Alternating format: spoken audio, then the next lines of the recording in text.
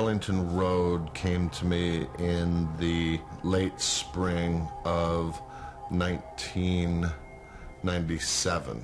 I was looking for something that was dark in tone and also very contemporary after doing my first film, which was kind of nostalgic and mixing comedy and drama and realism and satire. I was looking for something that was unified in tone.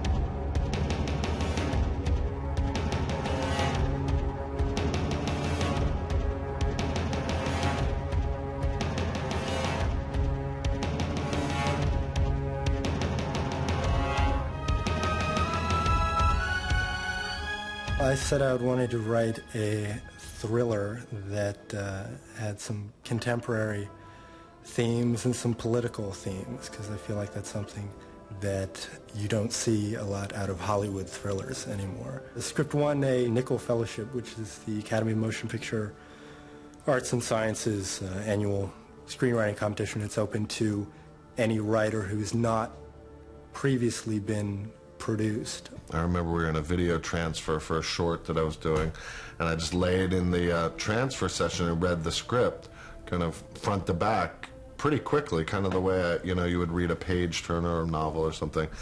So it was a great read right off the bat.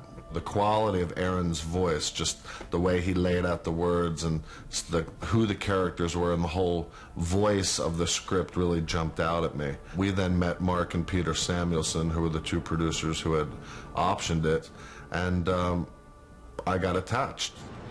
And Lake Shore made an offer to put it together as a movie. A speed. Mark B camera. Action. And what you do is you work on a script up to a point, and then the actors come in and it goes to a whole other level. It's a role I've been wanting to play for a while, and it's kind of it's been a real nice challenge. I love playing roles where the characters have secrets. It's a good thriller. It's a great kind of interesting thriller, and so it was just appealing on that level. And then I had heard that Jeff Bridges and Tim Robbins were going to be involved in it. Certainly the kind of movie that I love to watch, where the filmmakers are ahead of you, and you don't know what's going to happen next. The characters are not what they seem. They're showing you new aspects of themselves all the time. Hold on a second. This project is taking forever to get together. The client can't seem to make up his mind. To prepare for this role was pretty much the preparation I do for most of the roles. I look at the guy, what he is physically like. I had to put away my Haagen-Dazs and work out a little bit. So that was the physical preparation. And then went to a few history classes, watched history professors in action. Fewer and fewer of us are voting. More and more of us are joining the ranks of a resistance. How long are we going to continue to call these numbers insignificant? I like the writer to be with me to get the shooting script done, and then he leaves and then comes back for the rehearsal process. I spent several sessions with Mark and Aaron where we would work on scenes. We'd do improvisations to discover the truth of a particular moment. So we recorded the improvs, and Aaron would transcribe them and would work that night. It's very rare to find a writer that can watch the improvisation and take the discoveries and make it into a better scene. Some of the best scenes in the movie have come out of the rehearsal process. Is that where it's really dawning on you? There were two scenes, I think, in this movie that, when we actually sat down and read them, didn't quite click. The first big scene that we really augmented was the backyard confrontation scene between Tim and Jeff, and I had taken a little piece out of a research book that I had read and came up with the backstory of Oliver's father having committed suicide for the insurance money. That had come out of some direct research that I had done, and I thought that it might give Oliver's character a sense of false sympathy, which is what, even if the viewer sensed that Oliver was a villain at that point, Jeff himself would be thrown kind of off balance by it.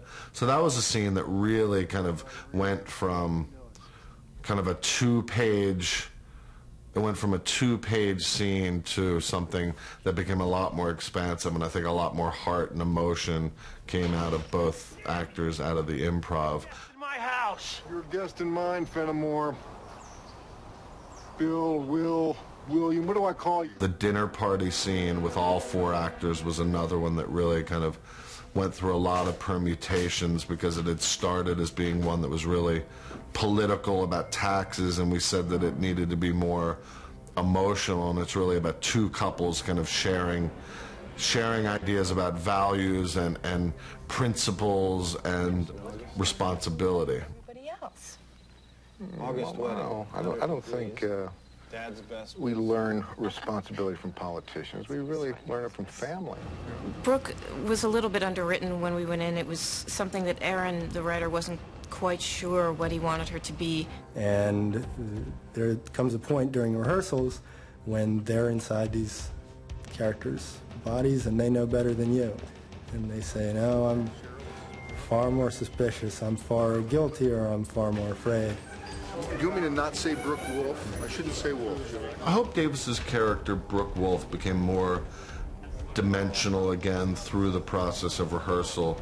She had to serve as the, adversarial, no, you're crazy, Michael. She had to kind of be rebuffing Michael's paranoia. And so she was a little bit stuck as kind of just a function of the script, trying to get the character of Michael Jeff Bridges in and out of these situations, and we weren't really sure what she was. Threw the letter away. Well, wait a minute. There could be 10 other Michael Faradays Brooke, in Northern Virginia, and you would never know So I that. called Kansas State. At the same time, we felt, you don't want to make it a one-dimensional role. Let's at least try and give it as much dimension and emotion as possible. Did you do this to me when we started dating? What? Call up my ex-boyfriends and get my transcripts sent over. You got to admit there is something not right here. No, this isn't right. You have invaded his privacy. Aaron was more than willing to make little changes, but the changes were very minute. I mean, it's not like we wrote new scenes, and we just kind of sketched some things in. People lie about things all the time. That doesn't give you the right to spy on them. God, you of all people. I mean, are you teaching the Bill of Rights this semester, or did that not make the program? Really, a lot of the best dialogue I can't take credit for anymore, but it's been improvised by these terrific actors. I'll see you tonight.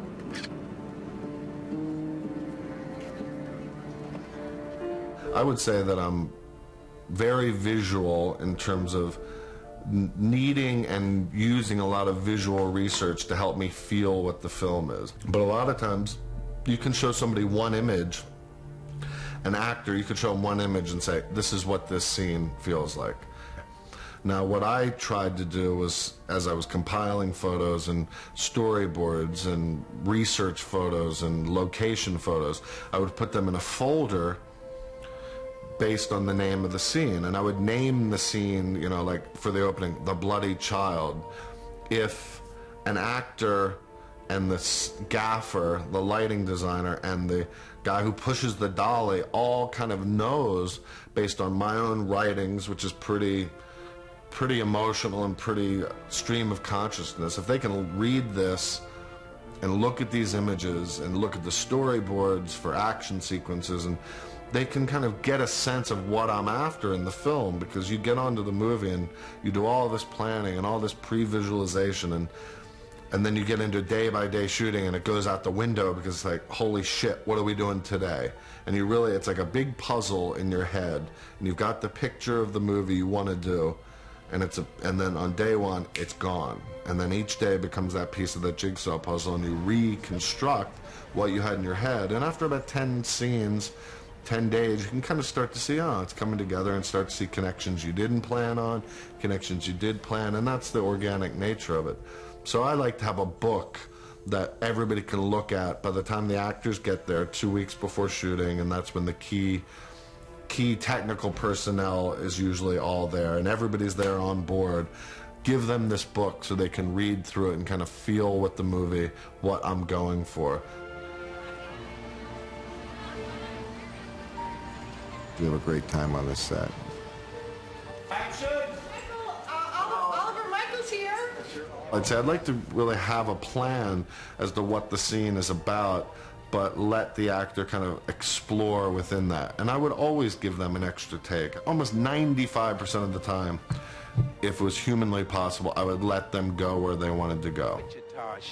It's so exciting to come to work and have people that are so responsible and so prepared and so professional at what they do. I really like actors and actresses that don't take themselves too seriously in between takes, you know, so that they can have some fun and make light of the dramatic circumstances that they're acting and keep it light on the set, you know. Don't believe that this profession has to be a toil. It can be great fun. Part of the theme of this movie is how politics does affect ordinary people's lives, and how they talk about it and how they feel they're influenced by it. Values? What values? Well, Michael and I were talking about where you get your values from, and we were both saying it's mostly from family. Well, where else are you going to get them? Celebrities? Politicians? Not in this century. I had done a lot of research on militia movements and right-wing zealotry when I was writing a play called Carnage with a friend of mine, and, you know, we kind of explored that world. For people to say, hey, they're a bunch of nuts and this would never happen, that's the kind of, I guarantee you the FBI doesn't feel that way. So our film was to really say, this could happen, and it has happened, and let's knock on wood that it doesn't happen again.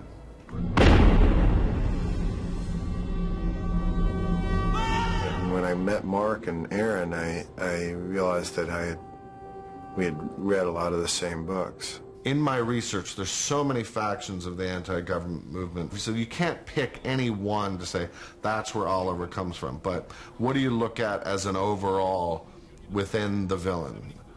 Pro-family.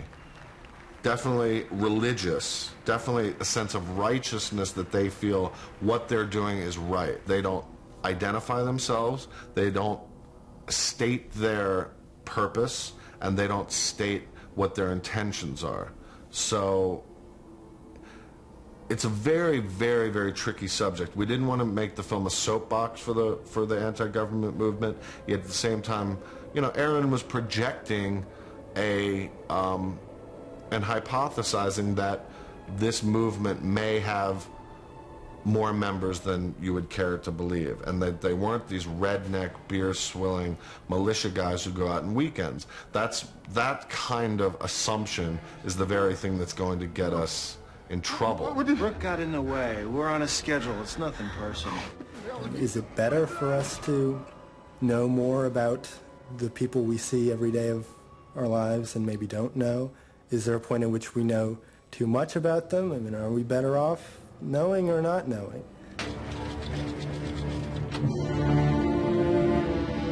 There's an isolationism in suburbia and a lack of a sense of community, that we move to suburbia to be safe, yet at the same time I think that you're more isolated and kind of cut off from people than you would maybe be in a city. We seem to isolate ourselves these days in these suburban gated communities where we have our manicured lawns and security guards that drive around protecting us from dangers, when in fact a greater danger may live right across the street. 2 months they've lived there. I haven't said one word to them. We really know less and less of what our neighbors are really like. Oh, hi, Daphne. How you doing? You can't let strangers in. Well, I'm not a stranger, right? We came to this this neighborhood where we're shooting the film, and of course the movie company takes over the whole block and the whole neighborhood, and these two houses where actual people actually live. Ironically, where the Langs lived was a family with 3 kids and a great backyard and really comfortable and friendly and fun, and across the street were 2 guys, 2 single guys who lived there. And they lived 40 yards apart from each other, and not till this movie came to town and disrupted their lives did they actually meet for the first time. And I remember asking, I said, oh, so do you know the people across the, how well do you know them? And the guy goes, we've never met them. That's what the story's about. Got your shadow, go ahead. We're still on schedule. Arlington Road had a difficult path to its final exhibition. And, you know, I don't know whether it's the subject matter or that we were just snake bit. It was a film that was finished last October, in October of '98, and was planned on being released in January by Polygram. Polygram was going under. And Sony says, okay, we're going to put it out in May. So you're a little frustrated to be like, thank God it's not, you know, it's better than being with a company that's on its way out and their last release. So better to be with a new company, a new division at Screen Gems that's into it, that is behind it. So, you know, you lick your wounds and say, okay, we survived, it's going to come out. And then the Columbine massacre, which exposed our vulnerability, and I believe that they felt a sensitivity, because even though the subject matter wasn't, you know, kids killing kids with guns, the idea that there were, our film had, you know, children and explosives involved, that they felt would, you know, maybe upset some people. And totally agree with them. Out of respect for, you know, the whole event, they decided to push the film back. You know, I saw the film 2 days after Columbine at a film festival in Baltimore, and you definitely saw the film in a different way. But to me, not in a bad way, because the whole film is about our vulnerability and how susceptible we are to threats, and that evil does exist and we can't deny that. He said, sweetheart, one day those men are going to pay. One day those men are going to burn. To me, it was a great experience. It was a great learning experience. I'm proud of it. And I believe that it's something that has value in terms of, you know, integrity as a film. It's not just a cheapo, cynical piece of garbage that was designed just to make money. You know, if some critics think that it was cynical and exploitation of a national tragedy, I can't prevent them from thinking that. I disagree with them, and that was not my intention in doing it. You know, anytime you rub against reality, whether it's a reality that happened 5 years ago or something that happened recently, you're going to touch nerves. So that's the nature of any piece of art or music or film that kind of, you know, touches different people different ways. For me, it was a great experience, a hard experience making it, but one that, you know, years from now I'll cherish. Federal investigators are finally ready to say that just as in the St. Louis IRS bombing nearly 2 years ago, this spring's attack on the FBI, the worst terrorist strike in our nation's history, was the work of one man. Action. So it's a tough subject. I'm just glad that it came out. And, you know, some people are going to dig it and some people are not. As my mother says, that's why there's 31 flavors.